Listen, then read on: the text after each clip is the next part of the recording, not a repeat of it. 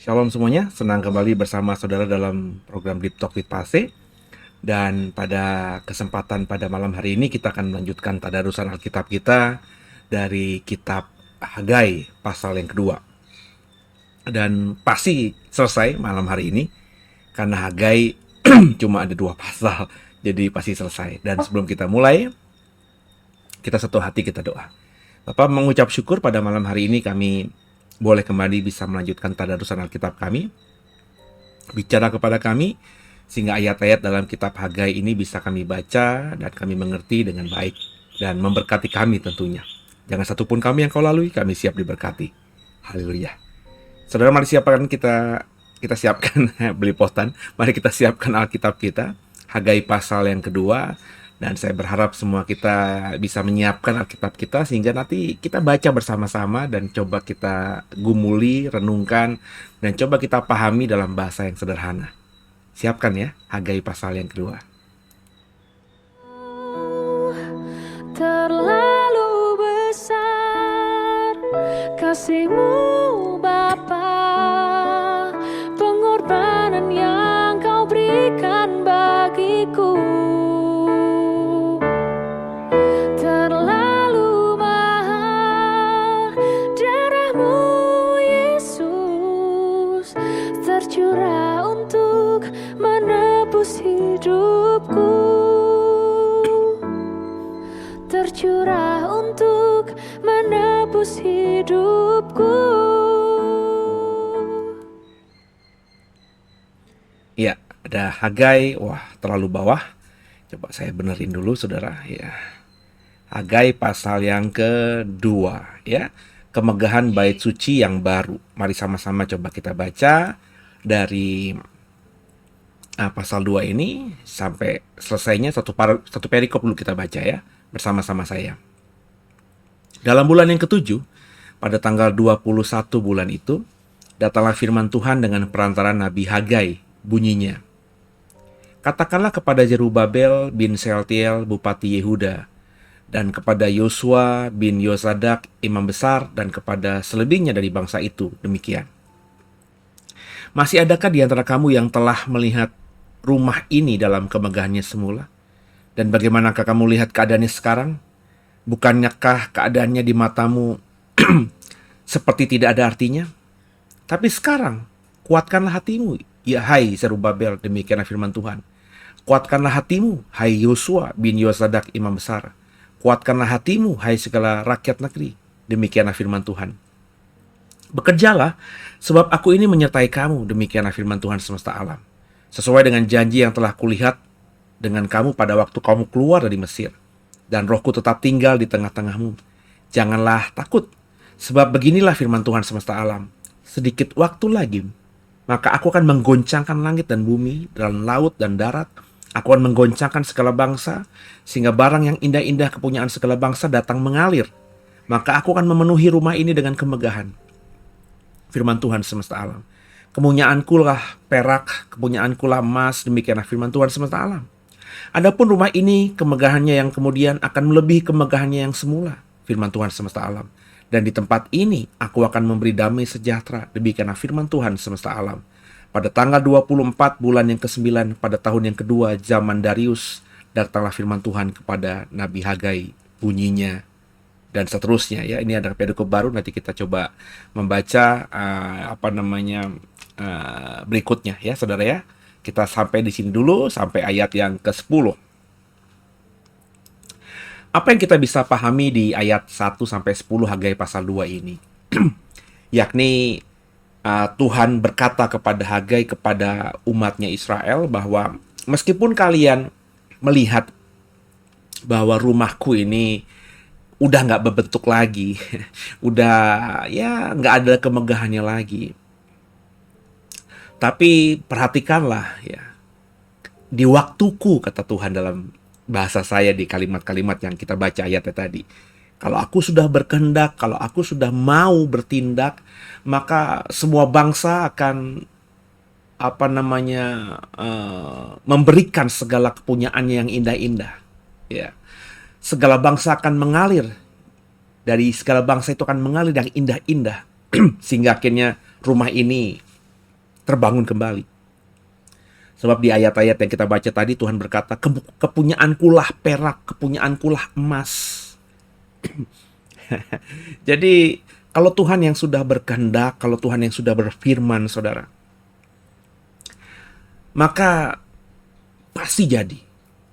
Pasti jadi. Dan itu Tuhan sampaikan kepada Hagai untuk menguatkan Zerubabel, itu untuk menguatkan Joshua, imam besar, ya.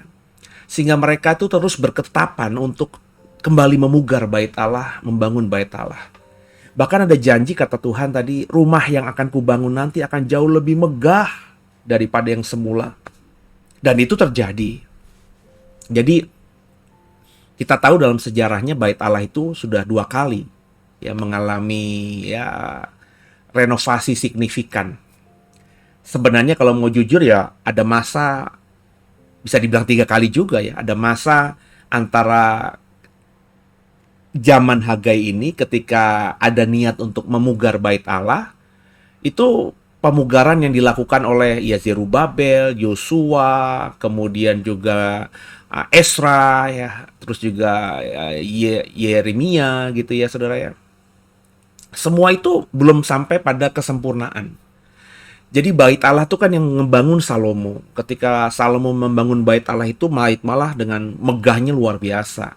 Semua yang dari emas, semua yang dari perak itu benar-benar bukan cuma sekedar tuangan biasa, tapi ada ukiran-ukiran yang membuat akhirnya orang kalau datang ke bait Allahnya Salomo tuh sudah terkagum gitu. Dan itu hancur kan di zamannya Babel, di zamannya Nebukadnezar, raja sebelum Darius dalam konteks Hagai ini.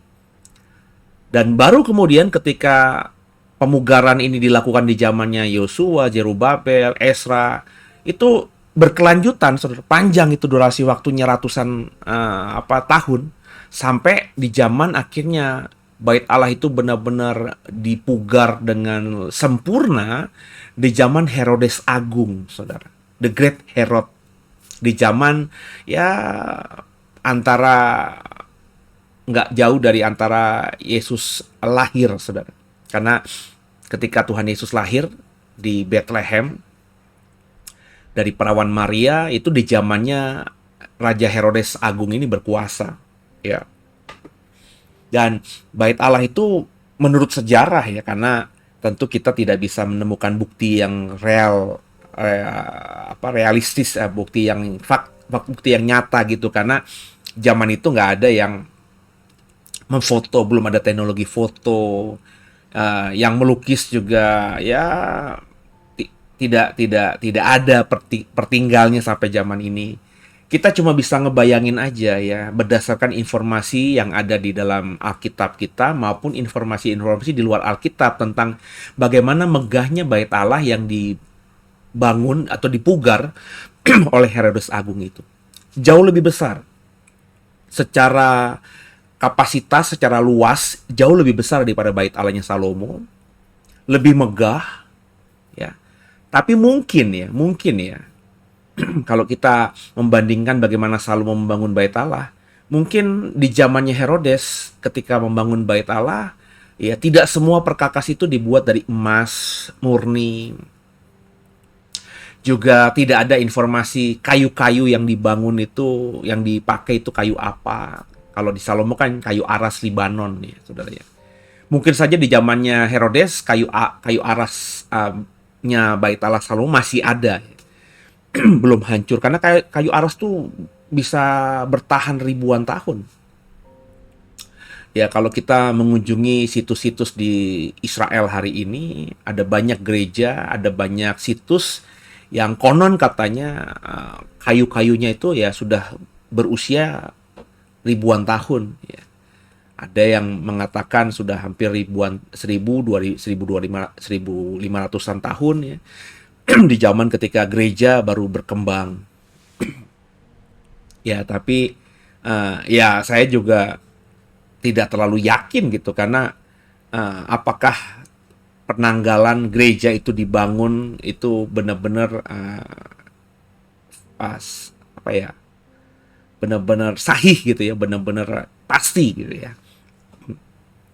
Tapi kalau kita ke sana pasti oleh tour guide dibilang ini kayu aras Libanon ya, kayu yang sudah tua, kayu yang sangat uh, kuat dan lain sebagainya. Itu tidak kita bisa temukan ketika uh, tiba-tiba perjanjian baru mengatakan bait Allah itu megah ya, dan lewat informasi di luar Alkitab, bait Allah yang di zaman Tuhan Yesus itu dibangun oleh Herodes Agung untuk tujuan politik. Karena dia adalah raja orang Yahudi, tapi dia sendiri bukan orang Yahudi. Dia orang Idumea, orang Edom, keturunan Esau. Sedangkan kan bangsa Yahudi adalah keturunan Yakub ya. Nah, karena berasal dari Edom ini, dari Esau ini, maka Herodes tidak terlalu disukai oleh orang Yahudi. Maka untuk bisa melunakkan hati orang Yahudi yang keras, ya, Raja Herodes berpolitik ya, membangun bait Allah supaya akhirnya diterimalah. Dan memang pada faktanya orang-orang Yahudi akhirnya menerima Herodes sebagai raja, meskipun dalam hati mereka mungkin tidak. Kenapa? Karena ya mereka berhutang budi karena bait Allah di zaman itu megah kembali. Imam-imam kepala, imam besar merasa ada pride, ada kebanggaan ketika berada di dalam rumah Tuhan atau bait Allah, ketika melayani Bapa, melayani Tuhan. Jadi tergenapi memang bahwa bait Allah yang kemudian itu jauh lebih luar biasa daripada bait Allah yang sebelumnya. Jadi nubuatan itu pasti tergenapi. Nubuatan itu pasti terjadi. Makanya Hagai ini nabi. Nabi benar, maafkan saya agak serak tiba-tiba. Nggak seperti banyak orang di luar sana yang hari ini mengaku diri sebagai seorang nabi atau dikasih stempel nabi oleh banyak orang. Ya. Banyak orang memberikan stempel, oh itu hamba Tuhan itu nabi, Pak. Tapi pada prakteknya, pada faktanya, meskipun saya harus mengakui, ini kita ngomongin person yang sama ya. Mungkin dia pernah bernubuat atas saya dan tergenapi. Ya. Tapi kalau diperhatikan dengan sungguh, ada banyak juga nubuatan yang disampaikan ke saya juga tidak tergenapi. Jadi saya pernah dinubuatkan oleh orang yang mengaku nabi dan diberi stempel nabi oleh banyak orang, sehingga akhirnya saya ya melihat stempel itu ya saya ya tidak mau menghakimi lah. Ketemu sama saya, bernubuat gitu ya, atas saya. Nah, ada yang tergenapi, ada yang tidak tergenapi sampai detik ini. Lalu pertanyaannya kan timbul dalam hati saya, apakah hamba Tuhan itu, pelayan Tuhan itu benaran seorang nabi? Sebab kalau nabi, maka nubuatannya atas saya yang sangat pribadi itu mestinya tergenapi sempurna. Saya sih belum sampai pada mengatakan ia adalah nabi palsu, karena siapa tahu nubuatannya dia itu memang belum terjadi di saat ini. Saya tinggal menunggu aja. Tapi saya ya mulai goyah juga karena ada banyak hal yang dinubuatkan kepada saya itu ya ada durasi waktunya disebutkan literal oleh dia dan sudah lewat dan belum tergenapi. Saya membayangkan apakah orang yang disebut banyak orang sebagai nabi itu semua nubuatannya terjadi. Nah, kalau dari dia bernubuat ada 10, yang terjadi cuma 3, bahkan jika yang terjadi cuma 7, 3-nya tidak terjadi, ya ini harus kita pertanyakan kenabiannya, saudara. Karena seorang nabi itu ketika bernubuat, dia bukan bernubuat semaunya sendiri. tapi dia digerakkan oleh Tuhan untuk menjadi juru bicaranya Tuhan. Jadi seorang nabi itu bernubuat itu ya memang bukan dari faktor internal, tapi ada faktor eksternal. Maka kalau kita baca di Perjanjian Lama, nabi-nabi yang bernubuat itu seperti orang kerasukan roh Tuhan. Makanya ketika Saul mengalami manifestasi roh Allah, banyak orang berkata jangan-jangan Saul itu seorang nabi. Ya, padahal ya tidak gitu ya. Tapi memang itu fakta di Perjanjian Lama bahwa orang yang disebut nabi, jika dia bernubuat, dia mengalami sebuah manifestasi. Di mata banyak orang, ada yang berkata itu manifestasi, tapi di mata orang yang tidak percaya mungkin dikatakan dia gila, kerasukan roh jahat. Dan ini fakta Alkitab, saudara. Ya kalau di Perjanjian Baru memang tidak ada ya seperti itu. Ya, ketika rasul-rasul bernubuat tidak digambarkan seperti itu, bahkan ketika Yesus bernubuat juga tidak dikatakan seperti itu. Apakah terjadi perbedaan atau perubahan cara kerja roh Allah ketika memberikan nubuat kepada manusia berdasarkan perkembangannya waktu? Bisa saja, karena bagi saya Roh Kudus itu dinamis. Artinya dinamis itu sederhananya ya tidak terpaku pada satu metode. Yang jelas di Perjanjian Lama ya seperti itu fakta Alkitabnya. Ketika Perjanjian Baru kita tidak temukan. Di perjanjian sekarang ini, di zaman modern ini, di akhir zaman ini ya mungkin tidak sama lagi dengan yang dulu-dulu di zamannya Alkitab. Tapi biarpun cara menerima nubuatan dari Tuhan itu sama atau benar, mestinya ya semua nubuatan yang keluar dari mulut orang yang ngakunya nabi atau disebut nabi ini pasti terjadi. Nggak mungkin nggak. Dan apa yang dikatakan Hagai ini terjadi. Meskipun kalau kita membaca pada faktanya, beberapa tahun kemudian ketika memang bait Allah dipugar, ya pemugaran bait Allah itu tidak bisa kita bilang lebih megah daripada bait Allahnya Salomo. Bagaimana mungkin orang yang dari pembuangan di Babel membawa kuli-kuli, perabotan-perabotan, bahan bangunan dari Babel itu bisa maksimal memugar bait Allah dan jauh lebih indah daripada yang dibangun oleh Salomo sebelumnya. Nggak mungkin, saudara. Makanya butuh ratusan tahun. Di zaman Herodes akhirnya bait Allah itu terbangun besar. Dan Herodes itu penguasa zaman itu. Raja wilayah.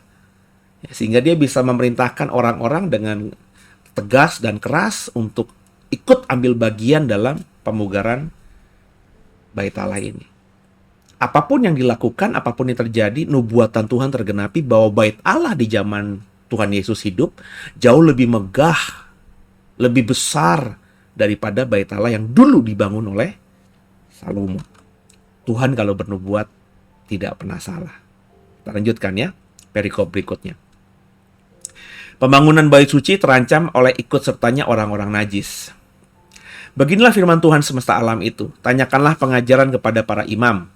Andai kata seorang membawa daging kudus dalam punca bajunya, lalu dengan puncanya itu ia menyentuh roti atau sesuatu masakan atau anggur atau minyak sesuatu yang dapat dimakan, menjadi kuduskah yang disentuh itu? Lalu para imam itu menjawab, katanya, tidak. Berkatalah pula Hagai, jika seorang yang najis oleh mayat menyentuh semua ini, menjadi najiskah yang disentuh itu? Lalu para imam itu menjawab katanya, tentu. Maka berbicaralah Hagai katanya, begitu juga dengan umat ini dan dengan bangsa ini di hadapanku.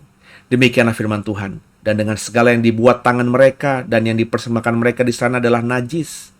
Maka sekarang perhatikan mulai hari ini dan selanjutnya, sebelum ditaruh orang batu demi batu untuk pembangunan bait Allah, bait Tuhan.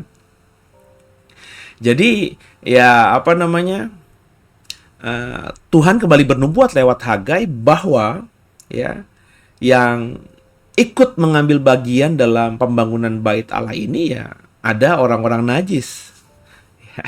Orang Israel kan begitu, makanya Hagai berkata kepada imam-imam, kalau ada imam ya membawa daging kudus dalam punca bajunya, terus puncanya itu menyentuh roti atau apapun masakan lainnya, apakah yang lainnya itu menjadi kudus? Tidak, kata para imam. Tapi kalau misalnya ada imam menyentuh mayat yang najis itu, terus juga menyentuh semua yang disebutkan tadi, apakah menjadi najis? Ya. Nah, lewat pemahaman ini Tuhan berkata bahwa ya kalau begitu, ya apa namanya, bait Allah ini ya pasti nanti akan menjadi najis. Karena yang ikut ambil bagian adalah orang-orang yang najis. Bahkan raja yang mengizinkan pembangunan bait Allah ini raja yang tidak kudus, raja Persia, raja Babilonia. Jadi bukannya bangsa pilihan Tuhan Israel. Ya. Jadi Tuhan sedang mau merubah perspektif ya, imam-imam ini. Ya. Sebab ya kalau kau berkata demikian, bahkan maka bait Allah itu ya tidak akan terbangun. Jadi bait Allah itu najis atau kudus ya bukan karena ada orang lain, ada manusia lain yang entah itu kudus atau najis yang bisa mengkuduskan atau menajiskan bait Allah. Tapi bait Allah itu kudus karena memang ada Shekinah glory, hadirat Tuhan di sana. Bait Allah menjadi najis ketika Tuhan meninggalkan, hadiratnya tidak ada lagi di bait Allah. Ini yang harus dipahami oleh setiap kita. Kalau Bapak Ibu berdasarkan perjanjian baru mengatakan tubuh kita adalah bait Roh Kudus, ya kalau Tuhan terus bertahta dalam hidup kita, maka kita bisa jadi bait yang kudus. Tapi kalau kita hidup dalam dosa, bagaimana mungkin Roh Kudus atau Tuhan masih bisa bertahta? Sebab terang dan gelap nggak bisa bersatu. Bagaimana mungkin tanpa kekudusan seorang bisa melihat Allah? Jadi kalau kita dengan sengaja, kita sebagai manusia dengan sengaja berbuat dosa, apapun itu, jangan bilang sama saya cuma lakukan dosa kecil. Di hadapan Tuhan tuh bagi saya nggak ada dosa kecil, dosa besar. Dosa is dosa. Dosa itu meleset, tidak tepat sasaran. Dan kalau kita sengaja melakukannya, ya kita melukai hadirat Tuhan dalam hidup kita. Ya. Tentu kita akhirnya rugi karena Tuhan pasti akan meninggalkan kita. Tapi juga harus dipahami bahwa kita ini ya bersentuhan dengan dunia yang jahat itu. Maka disengaja atau tidak sengaja, disadari atau tidak disadari, ya kita ini memang terjebak dalam dunia yang penuh dengan dosa. Sehingga bisa nggak kita terkontaminasi dengan dosa? Terkontaminasi dengan dosa? Ya sangat mungkin.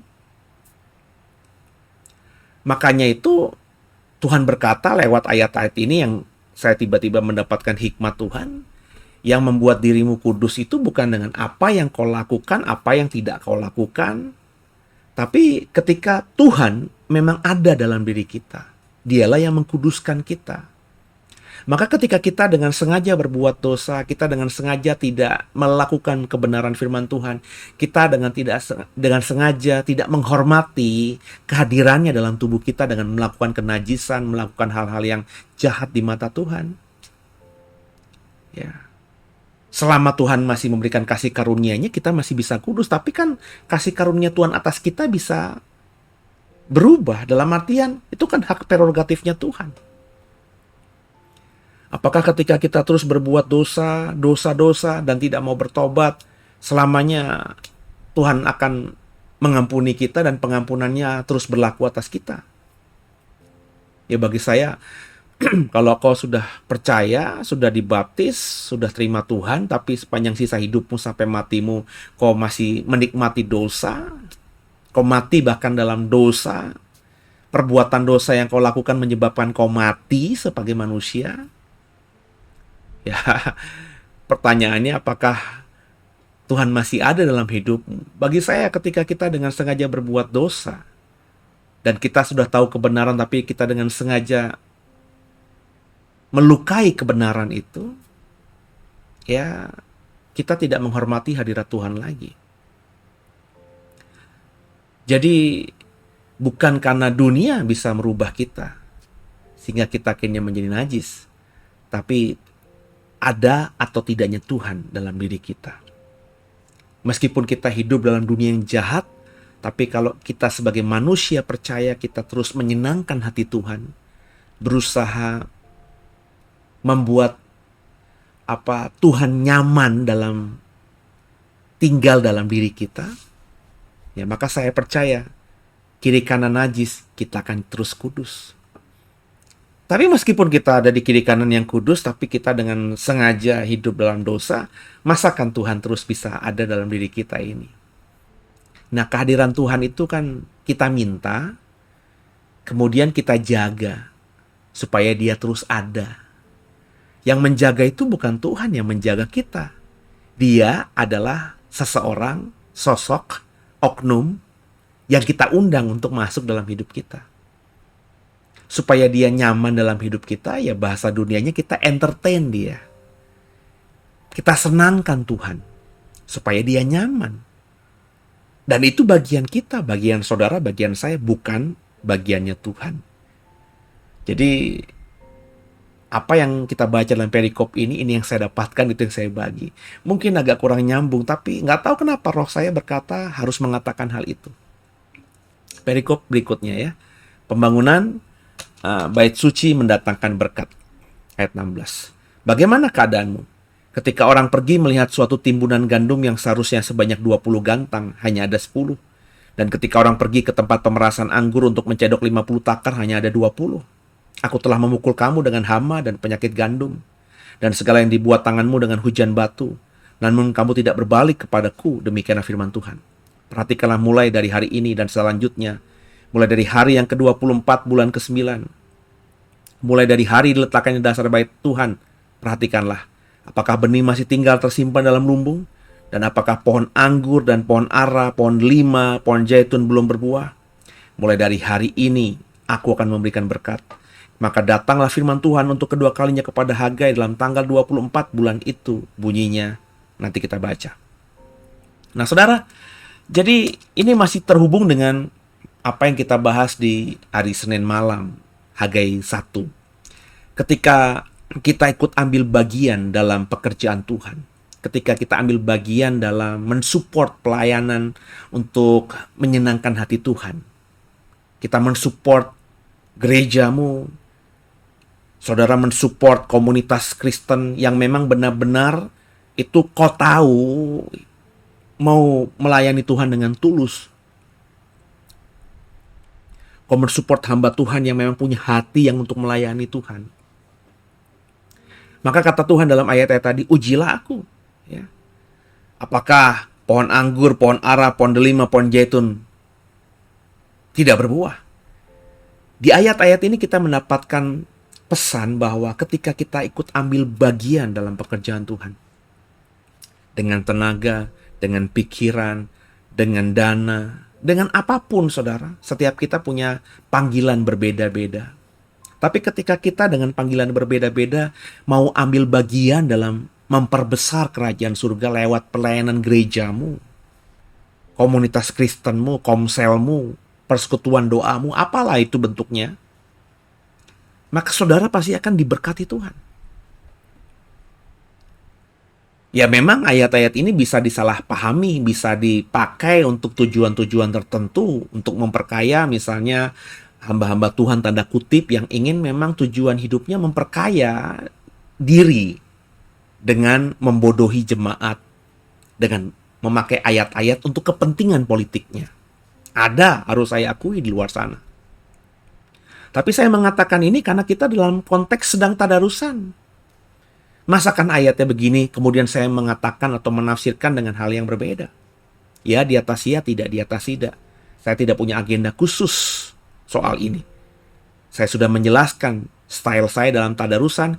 Saya tidak mendalami dulu. Saya cuma membaca dan coba memahami, mengartikan, menafsirkan apa adanya yang saya dapatkan.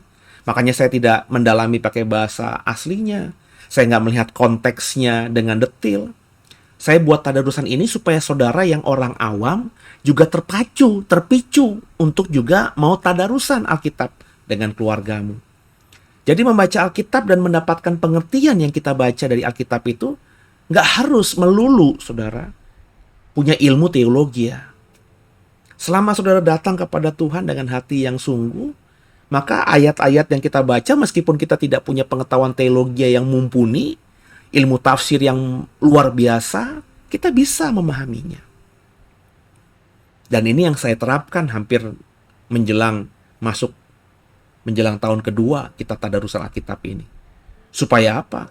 Supaya saudara mulai menyukai Alkitab. Sebab banyak orang Kristen di luar sana, saya nggak mau baca Alkitab lah, saya nggak ngerti soalnya.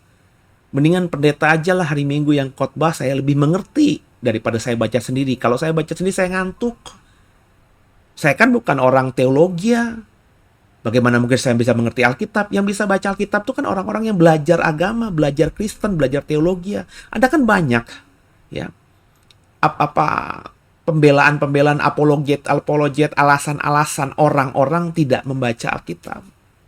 Nah, saya mau patahkan itu lewat tadarusan Alkitab ini. Bahwa selama kita datang kepada Tuhan dan berdoa meminta hikmat dari Tuhan, maka ayat-ayat ini pun bisa dipahami. Meskipun dalam kesederhanaan, tapi pasti memberkati. Nah, apa yang kita baca dalam tadarusan hari ini, itu yang saya dapatkan. Maka ujilah Tuhan. Berdasarkan Hagai pertama yang sudah kita bahas di Senin malam, dan hari ini hari Selasa, saya mengajak saudara untuk ambil bagian dalam pelayanan. Kau bisa menilai sendiri gerejamu, pendetamu, gembalamu. Kalau kau berdoa dan kau meyakini mereka tulus dalam melayani Tuhan dan maksimal berusaha memberi yang terbaik untuk Tuhan, maka saudara nggak ada alasan tidak mensupport pelayanan itu lewat waktumu, lewat pikiranmu, lewat sumbangsimu apapun, termasuk lewat danamu, lewat uangmu. Dan saya percaya tergenapi seperti yang Tuhan katakan kepada Hagai untuk disampaikan ke Israel. Coba cek nanti kalau kau sudah ikut ambil bagian, apakah pohon anggurmu, pohon delimamu, pohon jaitunmu, pohon aramu tidak berbuah. Coba dicek.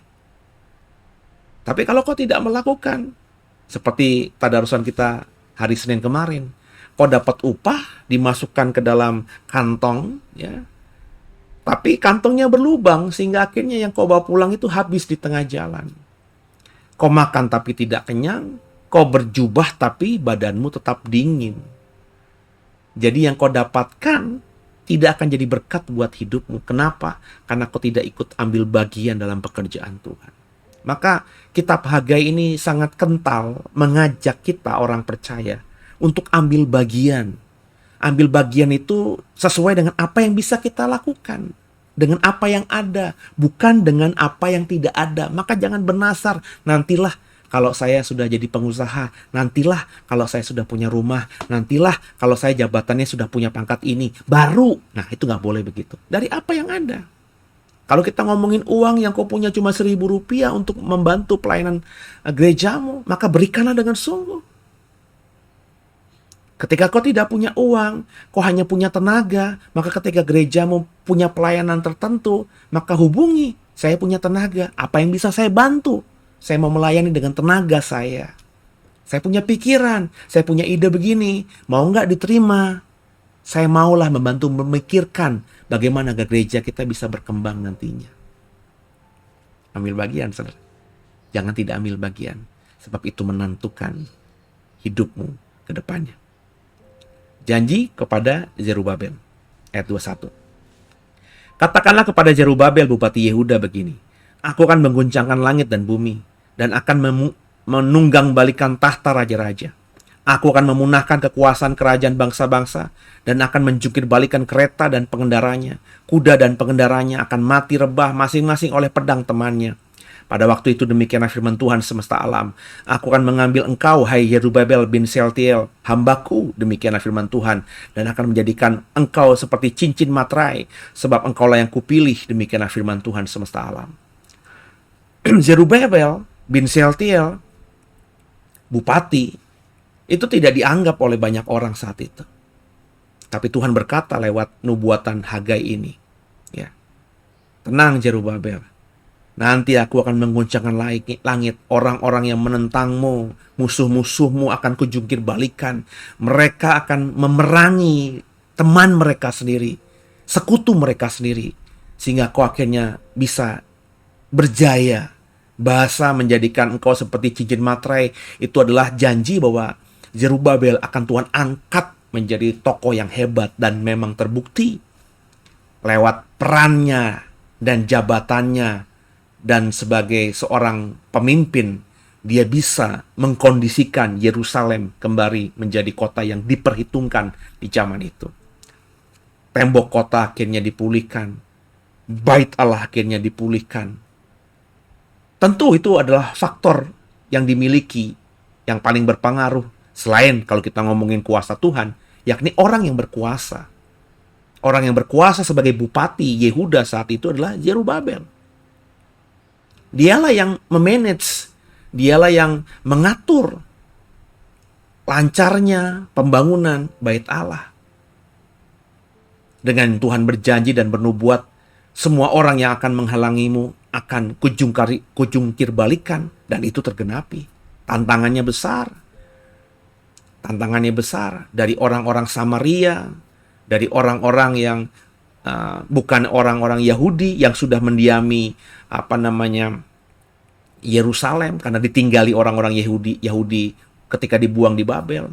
Semua orang-orang itu yang sudah merasa memiliki Yerusalem, termasuk ya kalau hari-hari ini orang Arab yang sudah merasa bahwa Yerusalem adalah tempat tinggalnya. Ya. Kalau Tuhan berjanji itu Yerusalem diberikan untuk Israel, untuk Yehuda, maka orang-orang itu akan Tuhan jungkir balikan sendiri. Maka saya jujur tidak suka dengan apa yang dilakukan Israel melalui kekerasan kepada orang-orang keturunan Arab yang tinggal di wilayah yang mereka klaim sebagai negeri Israel itu. Sebab bagi saya, kalau memang Tuhan mau berkehendak mengusir orang-orang yang bukan orang Israel di wilayah Israel, dari tanah air Israel, maka Tuhan bisa kok. Tuhan gak perlu bantuan kita. Itu yang saya terapkan juga dalam hidup saya. Ketika misalnya ada orang jahat ingin menzolimi saya, kalau Tuhan tidak izinkan, Tuhan bisa kok. Saya pernah punya pengalaman kan, sudah saya saksikan, saya pernah difitnah, sehingga saya dikeluarkan dari sebuah pelayanan gereja besar. Saya tahu orangnya, tapi saya tidak mau balas dendam. Kalau saya mau, saya bisalah. Kalau saya pikirannya jahat, daging, saya bisalah. Saya bukan anak kemarin sore, meskipun usia saya masih muda, tapi saya punya pengalaman lah, meskipun pengalaman yang buruk, karena ketika belum bertobat, saya punyalah teman-teman yang ya punya kuasa dan lain sebagainya gitu. Tapi tidak saya lakukan. Saya juga tidak membela diri. Saya cuma berpikir begini, kalau Tuhan izinkan yang buruk terjadi atas saya, ya mau apa? Sebab kalau Tuhan mau gagalkan, Tuhan bisa kok. Cuma menjentikan jari. Maka saya akhirnya belajar untuk pasrah dengan keadaan. Mengikuti aja maunya Tuhan gimana. Dan akhirnya terpelihara hidup saya. Jadi jangan ragukan Tuhan. Ketika saudara sudah jadi umatnya, maka Tuhan yang jadi pembelamu. Tuhan yang akan berdiri di pihakmu. Itu terjadi atas Zerubabel. Itu terjadi atas Yerusalem. Semoga dipahami dan semoga dimengerti, dan akhirnya semua kita lewat tadurusan pada malam hari ini bisa memperbaiki hidup kita sampai nantinya akhirnya kita didapati Tuhan tak bercacat celah. Haleluya.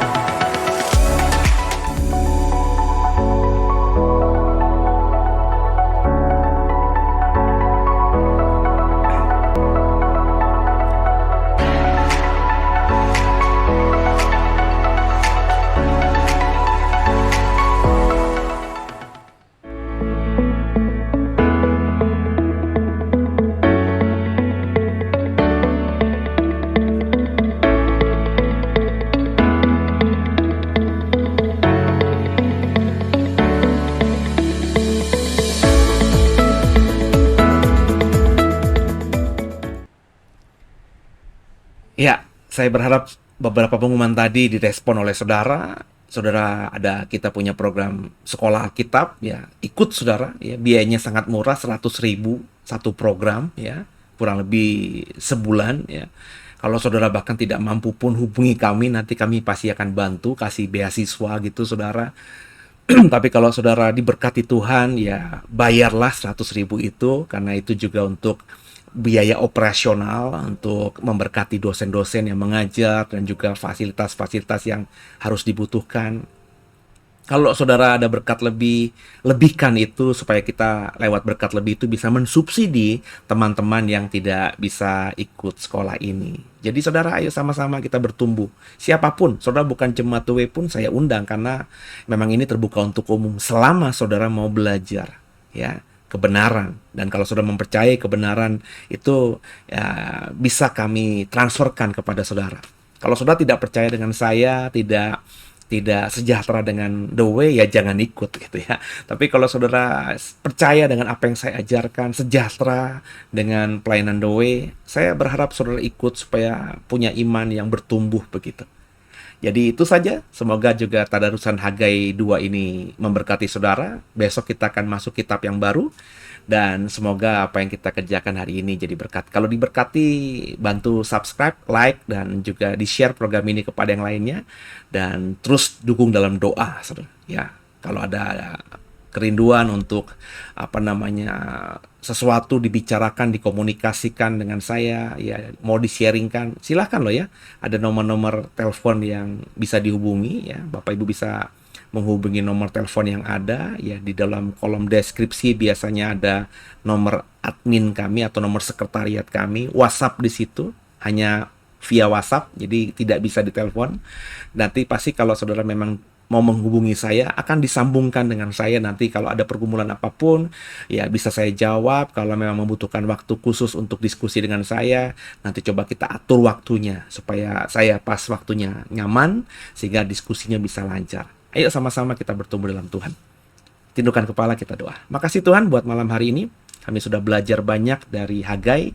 Kami mau ikut ambil bagian dalam pelayanan Tuhan. Kami tidak mau jadi penonton, tapi mau jadi pemain. Entah itu pemain utama kah, pemain figuran kah, entah itu hanya tim di balik layar. Pokoknya kami mau ambil bagian dalam melayani Tuhan. Sehingga ketika pelayanan itu menyenangkan Tuhan, kami pun pasti akan terima berkatnya. Sesuai dengan apa yang sudah kami tabur. Sebab apa yang kami tabur, itu yang kami tuai. Itu janji Tuhan. Ampuni salah dosa kami. Yesus Kristus adalah Tuhan Juru Selamat kami yang hidup, dan ke dalam tangan-Mu lah kami serahkan tubuh, jiwa, roh kami. Haleluya. Amin. Selamat istirahat. Tuhan memberkati semuanya. Haleluya.